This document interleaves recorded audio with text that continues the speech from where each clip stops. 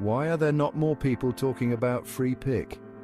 It's a goldmine for graphic designers. First things first, creating an account on Freepik is optional but totally worth it.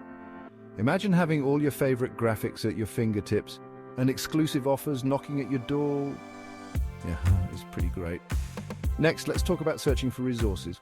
You see, the search bar at the top is your best friend. Type in keywords, choose a category like vectors or photos, or even filter by color. It's like magic, but better. Feeling adventurous? Explore the categories and collections. Freepik has everything neatly organized so you can find exactly what you need without breaking a sweat. Found something you love? Click on it to preview zone. If it's perfect, hit the download button. Remember, free resources often require attribution, so make sure to check the license terms.